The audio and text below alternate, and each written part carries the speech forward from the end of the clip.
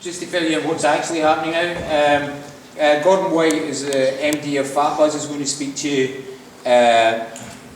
once again about using social media as a business resource to build reputation and engage with potential clients. Okay, so I'll let Gordon introduce himself and start. Okay, thank you.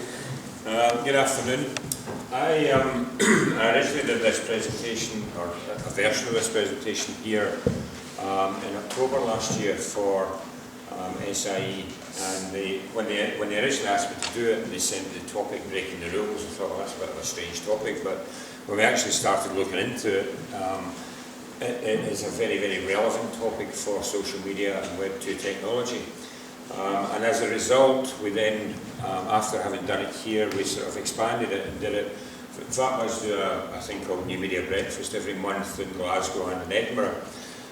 So we made that one of the topics for the New Media Breakfast. Now, what we do at the New Media Breakfast is we try and get an eminent person from the world of social media who is expert in the particular topic to do a little video introduction for us. And what we do is we aim very high. We go for the very top person in the world that we can think of that can talk about that subject, and then if they don't get back to us, we lower our aim a bit and get somebody to do it. For the breaking the rules one, we didn't have to do that. We went to the very top guy and he came straight back and said, yeah, I'll be happy to do the video. So I'm going to run the video. It's just 3-4 minutes long. It's by a guy called David Meerman Scott, who wrote, he's written a number of books, but he wrote the international best-selling book titled New Rules of Marketing and PR. And this is what he had to say about the breaking the rules and the new rules in particular of marketing. I'll just run the video there. We need to adjust the volume, you think.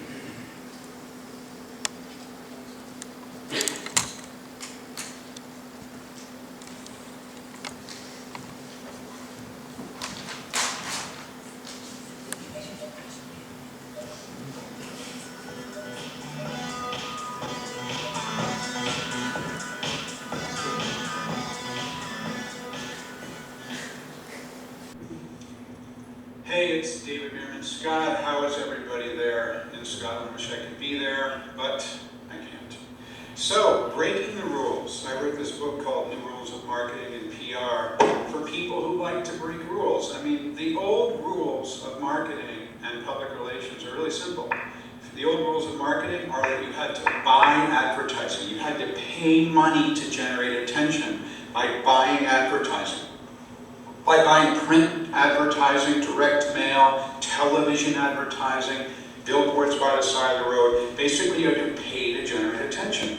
Or PR. The rules of PR used to be that you had to beg the media for attention. You had to go to magazines, radio, television, newspaper journalists and say, please, please write or broadcast about my stuff. The new rules, the way you break that old paradigm, is that you publish information yourself on YouTube. This video could be right on YouTube. You can publish a blog, you can publish photographs, infographics, all kinds of things. And what happens when you do that, when you break the old rules of marketing and PR, the buying attention and bugging the media for attention, when you break those rules, what happens, you put that content out there, video content, text-based content, photographs. What happens are people link to it, and then you start to rise on the search engines. People talk about it on social, they talk about it on Twitter, on Facebook, on blogs, all sorts of places, and that generates more views from people you never heard of before. And it's a great constant kind of cycle. The more you do, the more you get. I'm a big believer in this concept. So many business people are like, no, no, no, no, we're not going to provide anything for free. We have to get an email address to get the content. We don't need to put this stuff out there. You have to talk to a salesperson to get the information. I say put it out there. The more you give, the more you get. It sounds like a Californian concept. I'm actually in Boston. I'm not from California. It is kind of a hippie sort of concept. I wrote this book called Marketing Lessons of the Grateful Dead as well, so I have that bent in me. But it's true. It is breaking a rule to say the more you give, the more you get, but that works in marketing and PR. Believe me, I talk to people all over the world. It works great. Have fun at your conference. Take care. So that's what David Mearman Scott had to say about the new rules, or breaking the rules of conventional marketing. And I must say I agree entirely with what he said there. We, via the New Media Breakfast, via podcast, via blog, we give away lots and lots of information. But we get lots and lots and lots back. We get lots of inquiries, we build lots of trust. This concept of everything that you produce you have to get paid for no longer exists. You have to give away information, you have to share information to build trust. And if you do that, people will share the information with their community and get your name out there much, much quicker. Breaking the rules is not a new concept. In fact, if people didn't break the rules through the ages, then there wouldn't really be any progress. If we look at the people like Henry Ford, who realised that if you built a production line and you put certain people in charge of certain jobs, then you could make cars quicker and cheaper and more affordable for the masses. So he didn't go with the sort of build one car at a time. He saw a better way to do things, and as a result changed car manufacturing forever. Sam Walton was much the same with the sort of founding father of the modern day supermarket, where he saw that if you can buy in bulk and you can then sell it cheaper, and all the way through the book here, Made in America, and the book's well worth reading. He constantly refers to swimming upstream or swimming against the stream, and basically what he was getting at was, don't go with the flow. Don't do it just because that's the way it's already done. Look for different and better ways to do things. And the Walmart grew to be at one point the biggest company in the world, started from basically a penny store. Closer to modern day, Steve Jobs saw that we could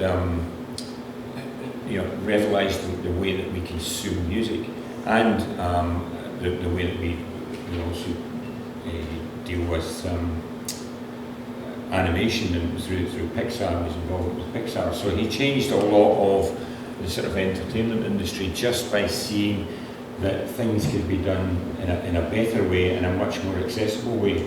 And then Jeff Bezos, who is the chief executive of Amazon, realised that if a bookstore has a limited space that they can actually store books, but if you put books online, you've got an infinite space to actually put titles out there. So this sort of long tail effect where you can have books that are not regularly read by lots of people, but you can still index and catalogue them and sell them to people because you don't need the physical space to store them if your store's online. So these people all have one thing in common. None of them were inventors. They were all just innovators or visionaries. They saw ways to do things better. None of them actually invented anything. A lot of people think Steve Jobs invented the iPod or the MP3 player. He didn't. He just saw a way to use that technology and change the way things are. And really that is what they did was break the rules.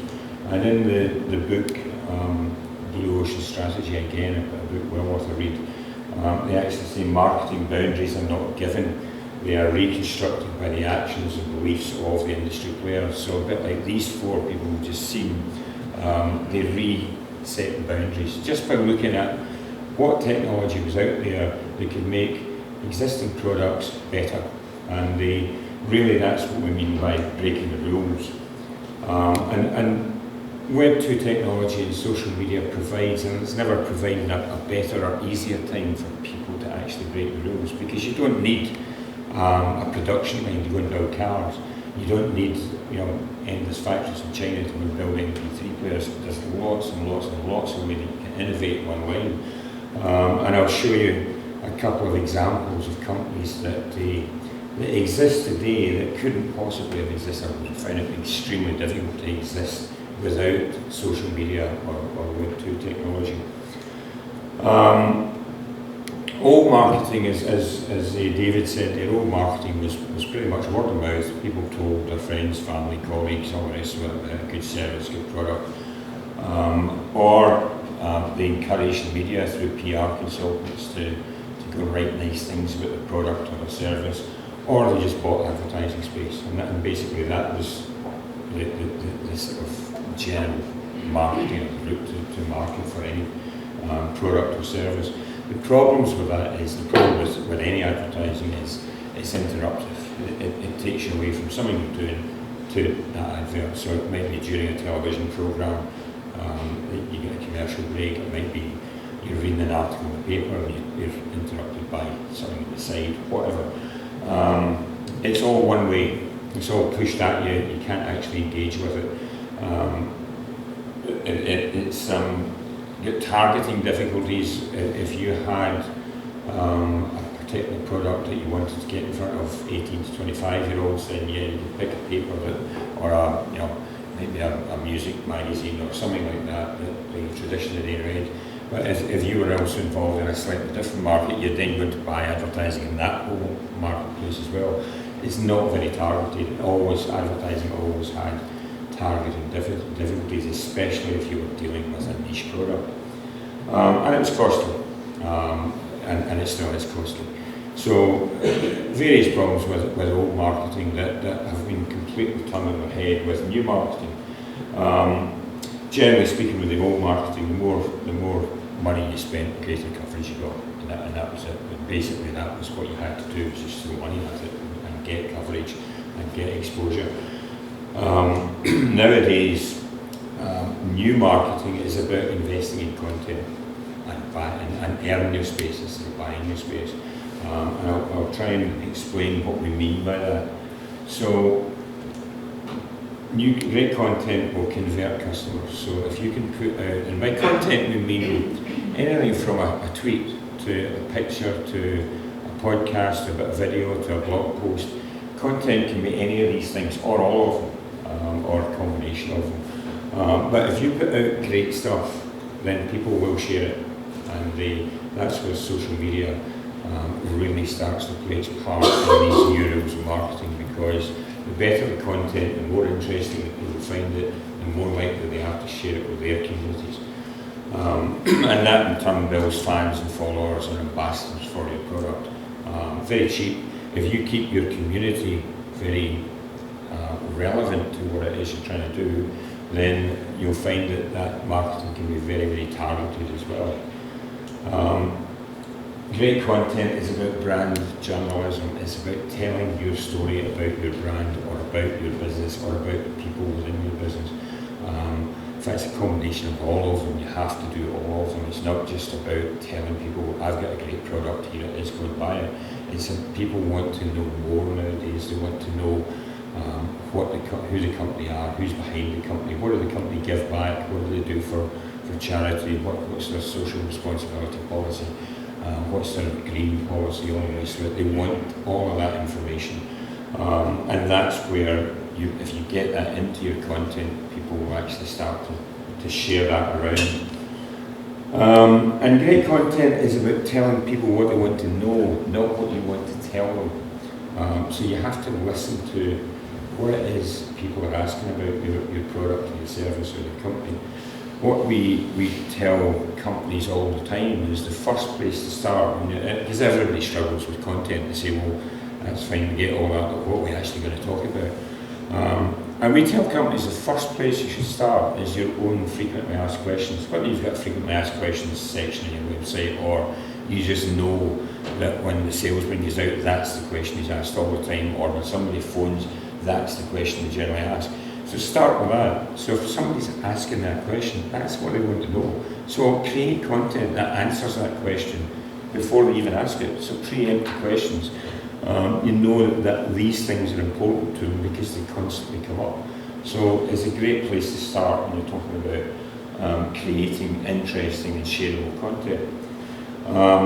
Starbucks did a thing, they did a survey where they asked people what is it you like about Starbucks.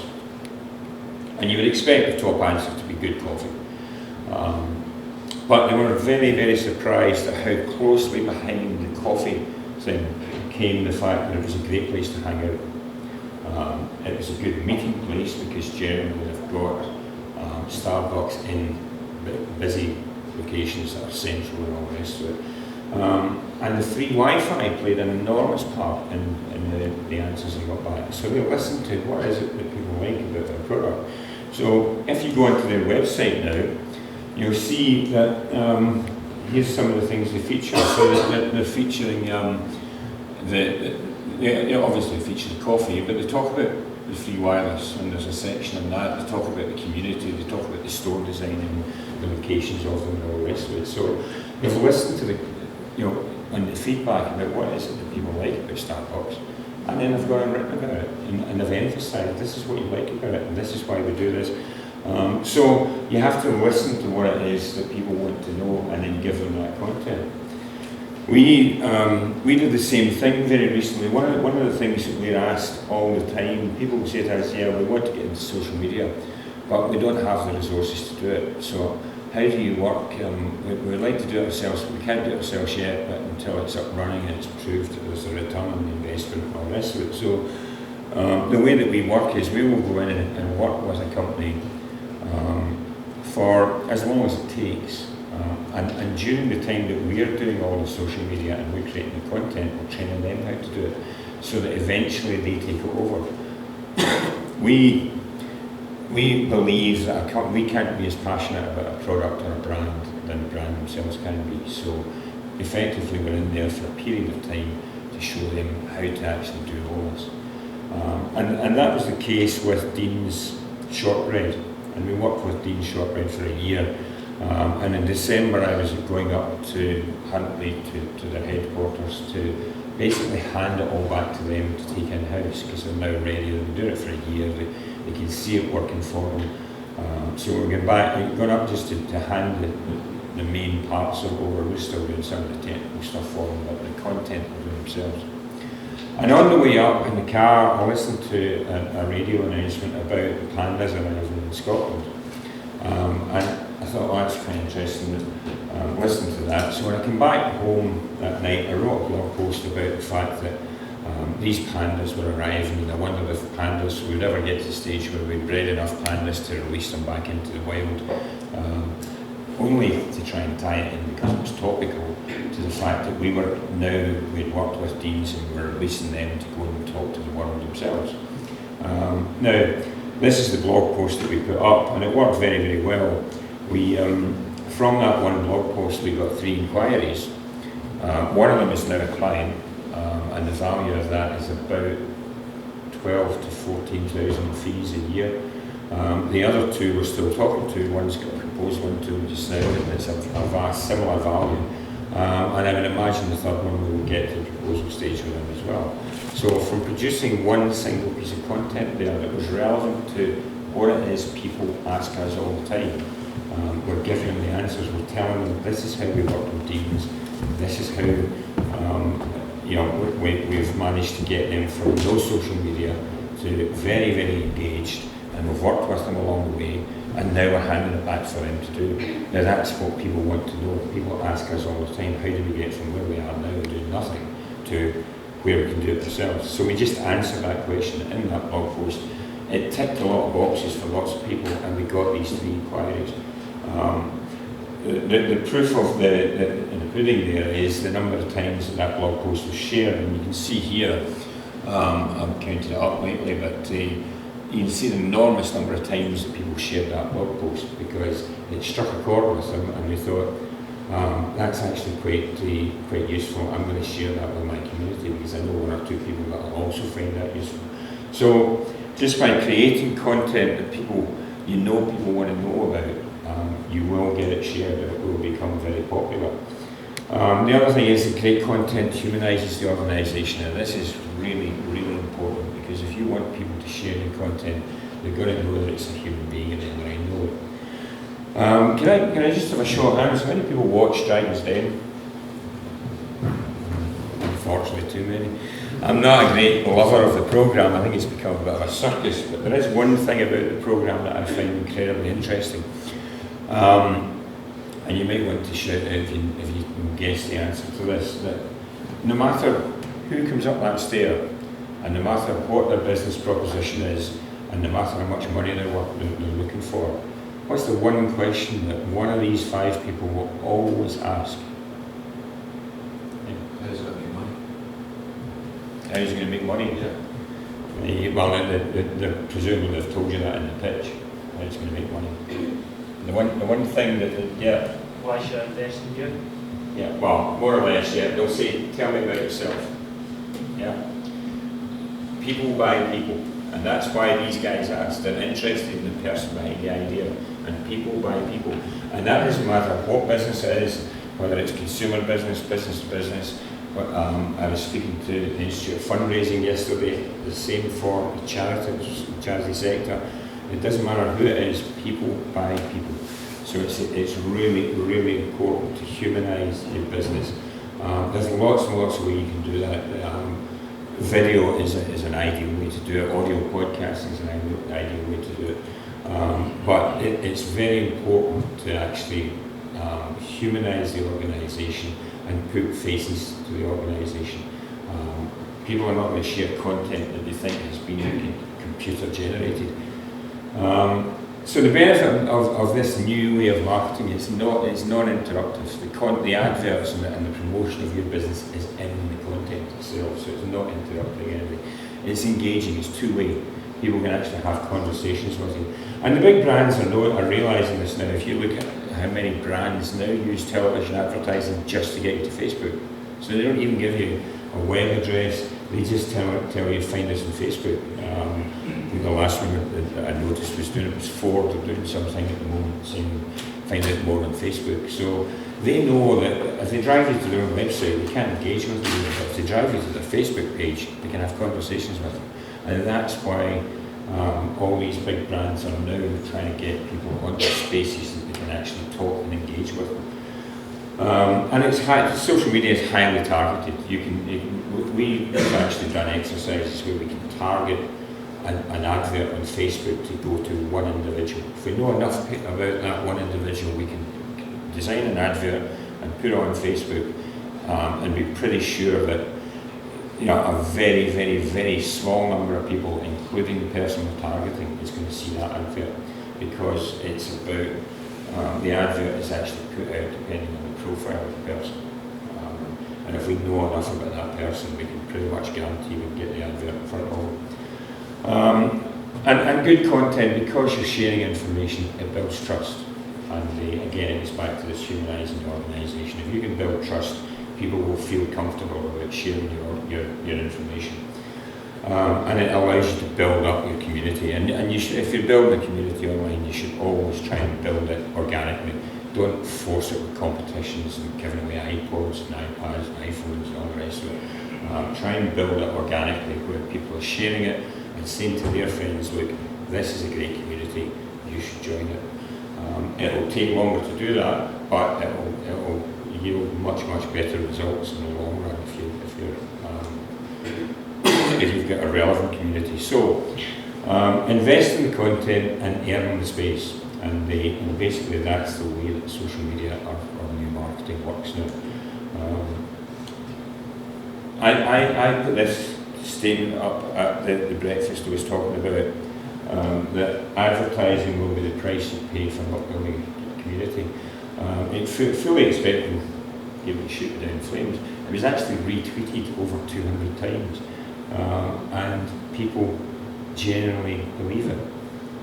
Certainly within the community that I'm part of, that if you build a community, then the burden on advertising comes down and down and down, because your community becomes the ambassadors. Going back to this whole thing is driven by the fact that you need to create content. As I said earlier, people struggle with content. I'm going to show you another little bit of video. Every time I watch this video, I see another message in it that I missed from before. It's another one that we got the author to do for a breakfast.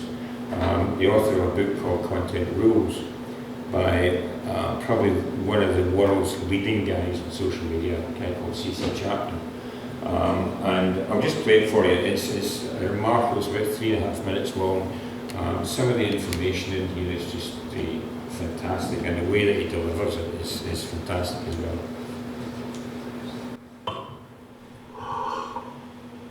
Top of the morning, everybody. Hey, I'm CC Chapman from cc-chapman.com. I want to welcome everybody to the New Media Breakfast here in Scotland.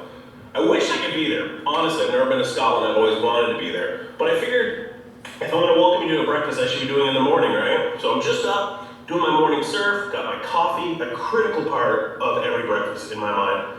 And I just wanted to quickly welcome you to the event and talk a little bit about social media and the role that it plays in businesses of every sort these days.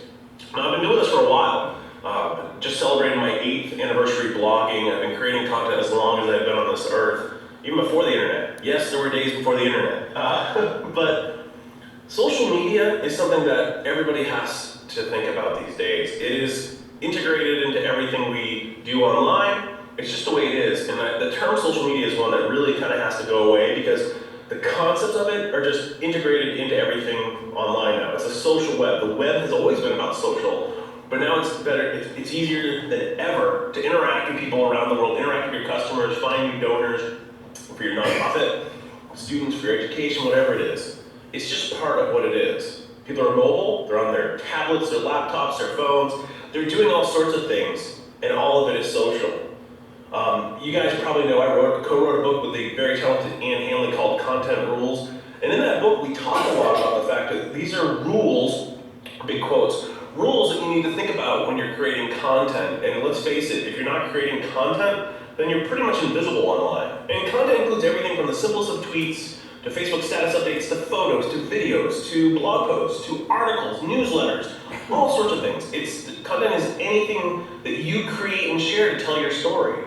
And you do have a story to tell, and that's part of what you need to find if you're going to talk to people online. Figure out what your story is. Figure out who you are, what your brand's all about. And then stick to that. Be human. Interact with people. Don't be afraid to be who you are. This morning I could have shaved and then everything. I've been up for about an hour now. And I said, you know what, I'm going to film this video right now. I'm just going to fire it up because it's who I am. Yeah, I'm drinking my coffee, wearing my Bruins championship hat, and just kind of getting the day underway. But I wanted to get this video. I wanted it to be real, as if I was there with you, right?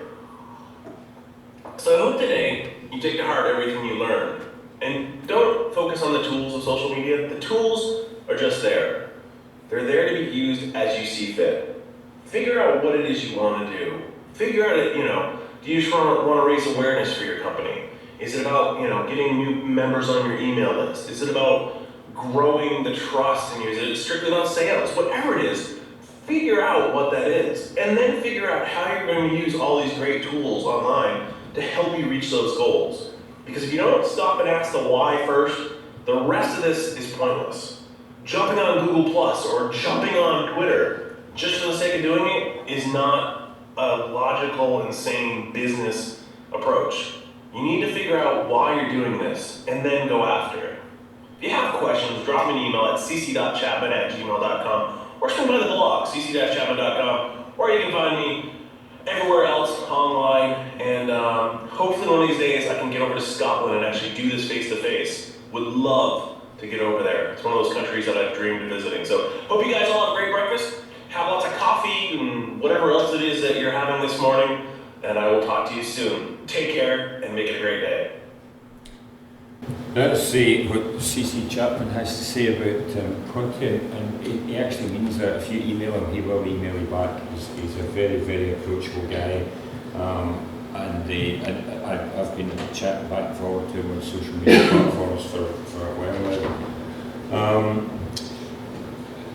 It's essential to understand this new way of communicating and this, the requirements of content and how it all works in order to take advantage of the opportunities. But likewise, there's no point in knowing all that unless you know how the tools work and understand what these tools can do and how these can change things. And in a way, that's what Jeff Bezos realised with Amazon. He had a highly paid job in Wall Street. When he suddenly realised, wait a minute, we can make a sort of bookstore with an infinite catalogue of books. And he took a big chance and went out and started Amazon. But he understood the tools, and he understood this is how this can work. And the main thing that he really understood was that the power of sharing, the power of, if we can share buying trends among the buying community. So if we can say the person that bought that book also bought this book, then there's a good chance that you'll be interested in that book too. And he understood that if he could do that, then he could make Amazon into the biggest and best bookstore in the world, and he has done that in a fairly short space of time. What I want to do is just show you a couple of examples of businesses that would not exist, or it would be extremely difficult to actually exist if it wasn't for social media. The first one, I would love to have been at the presentation to the bank for this business, because basically what it is they sell socks, but you can't buy matching socks, you can only buy odd socks. So you can't go and say, I want a pair of blue socks, without sock. You only buy odd socks. And you can only buy them in threes. You can't buy 2 socks, you can buy 3 socks. Now I can imagine if I had gone to the bank with that idea, they would have said, look Gordon, you've lost the plot, eat it. This business is called Little Mismatched, and it actually came from the idea, the notion that kids lose socks. So rather than have to buy new socks every time you lose a sock, let's make it fashionable for kids to wear old socks. So they have the website here where you can go on there and design your own socks. They've got, you can upload pictures of you when you get the socks. They've got the height, sorry, this is one where you can design your own socks. They've got bundles, they all come in 3s, so they're all odd, and you never get 2 the same. They've got their Twitter feed, they've got their Facebook page, they've got their YouTube channel where they run short film competitions with you and your socks and all the rest of it. Now, I tell you, that business started in 2008, and last year turned over $18 million. Now, yeah. There's a similar company called Shake Shots who make shirts out of 10 different panels of horrible shirts. Right. And they just put them all together. There's a lottery, so you can say what shirts you get. So your other shirt becomes horrendously bad, and I've invented now created this called shapewear, and you can get those suits, polo shirts, trousers, shorts, and everything. Yeah. That's a kind of similar idea. Similar idea, and the reason that it works is because people share it, people tell their friends about it. If you want to make that business work nowadays, without social media, you would have to spend millions and millions and millions of pounds on advertising just to get a campaign that was big enough to get people buying it. You couldn't have started it from a store in a shopping centre, because you needed to have an enormous number of people buying into it very quickly. And basically they did that by making it fun and making it interesting and putting in place platforms so people could share that information about it. Enormously successful company. The next one is probably, and when I put this in, I put it in because my wife was going to be at the first presentation. It was to highlight the fact that you can get a £3,000 designer dress. You can actually hire it for £29 and send it back the next day. And it's a company in London, and it's called Girl Meets Dress. And if you're anything like my wife, you ladies out there, the taxi will be outside waiting to go to the event, and you'll still be deciding what to wear. So they've taken that into account as well. So when you actually hire a dress from them, they send you a choice of 2 long dresses and 3 cocktail length dresses, and they charge you £29. You wear one of them, you send all 5 back. And you pay £29. They've got 4,000 dresses in stock, operating out of a very small sort of unit in London. Not been going that long. It came running up in the website the year last year. Very, very popular service, but again required social media and people spreading the word about it for it to work very quickly. You couldn't run that kind of business with a selection of 4,000 dresses in one town and expect, there'd be enough traffic, enough custom to run it. Their blog post, it goes back to something I was saying earlier. They're not going on there and showing you, this is the latest dress and all the rest of it. What they're doing is saying what to wear for my body shape, so they give information out to people about the different types of things they should wear, depending on maybe the occasion or the body shape or whatever. So they're giving out useful information to people, and people are then sharing that on with their communities and saying, look, this is really interesting. You should have a look at it. A very active Twitter page, very active Facebook page. So go and have a look at these two businesses. They're actually good examples of companies that have thrived through breaking the rules or through using new technology to deliver these services in a different way. Tesco are doing something at the moment where they're trialling, I don't know if anybody shop online with Tesco, but if you do, you'll have a favourites thing that it knows you reorder all the time. So what it's doing now is they're trialling this thing where around the lid of your bin they have a scanner, and when you put that favourite product in the bin, it actually just automatically reorders it for you because it's passed through the scanner, it knows you finished it. And you might think, well, that's great, Tesco have got billions of pounds to spend and they can trial that kind of thing. But that technology or similar technology is very accessible to anybody. This is something that we're trialling that is very, very low cost. This is contact lens solution. So if you choose a product that needs to be replaced often, what we do is we're sticking a QR code on the bottle and on the box. Everybody got a QR code scanner? See, you can scan that. What you should get up is this here. So if you're in your bathroom in the morning, you think, oh, that's grand low, I need to get more of that. You just scan the code on the bottle. It brings up this page and you just hit order lens or order solution. So the other end of that, in the opticians, they have details of your prescription and what lens solution you order. So not even take payment on there, it's all done at a later stage, but it just makes it incredibly simple for people to actually reorder their things. So again, Frank Monroe is building enormous trust with his clients, his customers, because it's making it easy for them to get the solution. They're not having to go out the way, or they forgot to get it, or they run out, or whatever. The technology behind all that is all free. You can create QR. If you go into FAPA's Facebook page, you can create your own QR code free. It's all free technology, so that you don't need to spend billions of pounds on these things. If you have a good business idea, again, the route to market used to be very difficult, but if you go to things like quirky.com, you can put your idea on there. They've got 80 odd product designers work for them. They assess the idea and think, oh, that's worthwhile, we'll put that on the site. They've got then a team of several thousand product developers around the world that they say, have a look at this. If you think you can, if you're a product developer and we think you can expand that idea or influence it in some way, you can get involved in it. They'll then build prototypes, they'll test it, they'll actually take it, do research,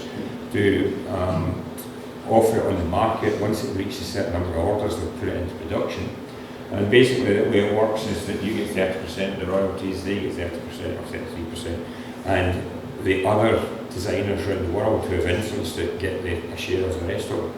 But a very good way if you're struggling to find a way to get your product to the market or get your idea out to the market, then quirky.com, have a look at it, great idea. Just to give you a wee break from my voice, and I know we're on time here, but this is should appeal to you guys because you're all music students, but this is a music video that I pulled off YouTube, made in America. It was done to actually highlight what the new entrepreneur looks like. It's a brilliant bit of video.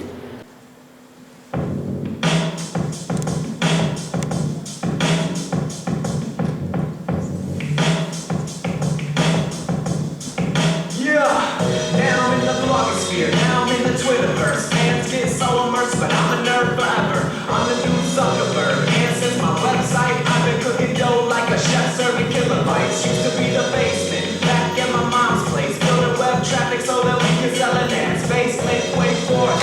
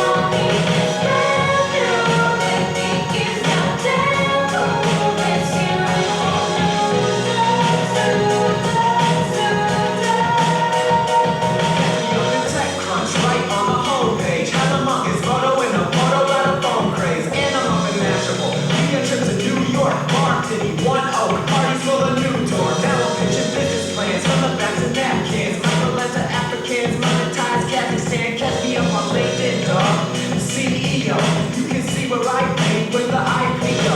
Now I'm up in skinny jeans, now I'm hipsters lurking. Used to be a paycheck, but now I'm steady jerking. Now my glass is mainstream, now the girlies hire me. Popular kids copy me, the new swag is irony. Coming from the small time, girls couldn't find me. Now I skate on models like I climb on top of Heidi. Started fitting trends with the tweets that I pass on. You should follow me, cause I'm friends with Aston. Social networks, countries, some AI. There's something we can do. Now this easy money is brand new. Everything is now taboo. Let's hear it from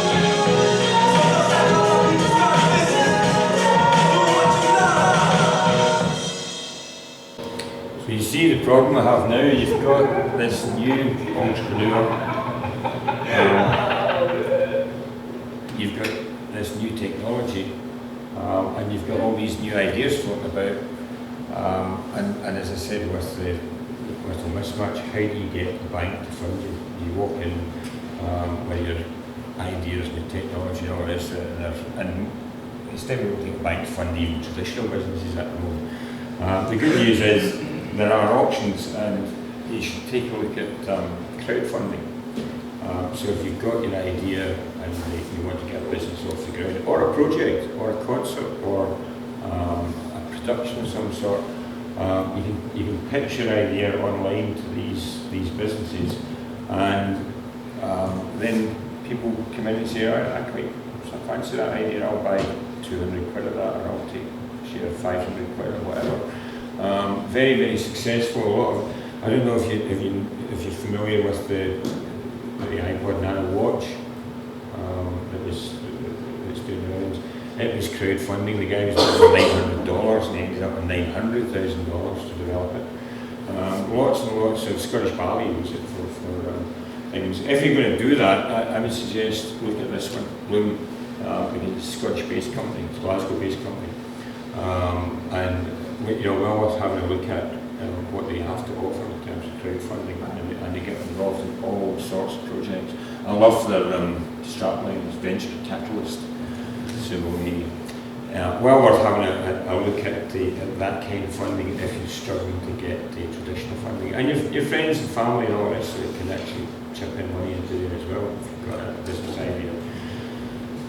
And if you've got the product and you've got the funding and you've made a fortune and you want to write your book, then you can go to things like Lulu or blurb.com where you can actually self-publish now. So you just give your book, you produce all the artwork, all this, and upload the book. They will then tell you, right, that book's going to cost X to produce, so it's £10 to produce. You can say, right, okay, I want to put it on at £20. And then they catalogue it in their shop and people can go and buy it at £20 and you get the difference. So it saves you having to be at the beck and call of a publisher or even try and find a publisher in the first place. It's very, very easy to go and self-publish now. And that can be any kind of book. It can be a novel or a coffee table type hardback book, whatever you fancy. And we said earlier on about making sure that you ask your customers what they want to know, and there's various platforms for doing that. But again, it doesn't need to be expensive. You can simply do it. When we do our social media podcast, we put out on Twitter. We're recording podcasts after any topics you want us to cover. So all we're doing is asking the listeners what he wants to talk about. So again, it's using technology that's there, that's free to use, just to make sure that you're delivering content that's relevant to people. And Dell do it very well. Dell have got a store, a thing called Idea Store, where if you've got an idea for a Dell product or you want to know why they don't do something, you can put it on here, and then you can vote it up or down. So here, this idea here, people have said, right, okay, I want to promote it, and I think it's up 10 at a time. When Dell see that figure start to rise, I think, wait a minute, lots of people like this idea, let's look into it. and it works very, very well for them, and they're very active, Tailor are very active on it themselves. And just to finish up, don't forget the video. Video is a fantastic way to actually, I don't know if you're familiar with the what's it called, the blend tech, well, it blend videos, then they watch them. They actually blend iPhones and iPads and baseball bats and all sorts of stuff. But he gets pretty much, well, certainly for UK figures, but in America he's getting enormous high viewing figures, almost television type figures, for a very small cost, because people are sharing the content. And 186 million videos views he's got on his YouTube channel. Every video he makes, he gets an average 1.6 million views over it. Basically just showing you how tough their blenders are, and it's completely transformed his company at a relatively low cost. So hopefully that's given you just to highlight the way that video can break down barriers. We have a video on the front page of the website, and this is an email I got the other day from a woman saying, I feel as if I've already met you. And then it went into enormous detail about her company, her expansion plans, and some of the challenges she had. I've never met the woman. We've since met her, and we're actually now working for her. But she felt as if she already knew me because she had watched the video, just a 3-4 minute video was near it. So again, that's humanising the organisation and making it much more personal way of doing business. So get familiar with this new language and this new way of communicating, explore all these tools that are out there, find out what is out there that you could possibly use to further your business idea. Listen to what people want, there's no point in giving people stuff they don't want. So use tools to actually get feedback to this is what you do want. Look at your product and service and look at the technology and say, well, is there a way that we can actually deliver this better or make it easier for people to get if we use some of the Web 2 technology that's out there, and develop content or a content strategy. You must keep producing content because that's what keeps the business going. And most of all, make it fun. If you make it fun, people will share it. That's the way that Little Mismatch did it. Hopefully that's been of interest to you. I'm happy to answer any questions that you have. Questions? That's a good question. I'm really interested in why people commit to engaging with people on social media and how much it actually has to do with a kind of non-social media relationship. So that kind of surprised me, that woman saying, I feel that I know you already, but how did she actually connect with you in the first place? Did you know her through some other kind of She had seen a blog post that we put out. It wasn't one with the pandas in it, it was another one. But she'd found out on a LinkedIn group she was a member of. Right. So when we put blog posts out, we shared one to LinkedIn groups that I think are relevant to that blog post. And she had seen it on there and then explored who our fat was and clicked on our website and seen the video. And do you think then that people get involved in LinkedIn because they have a human connection with people they know socially that draws them towards LinkedIn? Yeah. Well, all our platforms. One of the things that you should bear in mind with Facebook and Twitter especially is that they are enormously powerful search engines. If I do, I'll give you an example, I had a pair of shoes that I liked and then I wanted to get them resold with a hole in them. And I thought, if I go to the little franchise guy down the road, he's going to bring me the shoes. So I put a thing out on Facebook saying, anybody know a good cobbler in Glasgow? And I get 7 replies within 20 minutes. 3 of them were recommending the same person. So that's what I'm going to use, not the one that's best optimised on Google through because they've managed to get optimised in the Google algorithm. And that's more than likely going to be the franchise guy because they spend most on search engine optimisation. My search results were from people I knew. Yeah. So it's people I know and trust say to me, yeah, I've used them, they're good. Yeah. And I was saying this to a group of estate agents, believe it or not, on Tuesday, that they should try the very same thing. Put a message out on Twitter or Facebook saying that I'm thinking of selling my house. Does anybody know a good agent? Yeah. That's the person people use. It's Yeah. personal recommendation. Yeah. So that again, it's how that sort of sharing and building that community works. You're more likely to trust somebody you know than trust a complete stranger. So. Great, thanks. So could you just show your appreciation to God?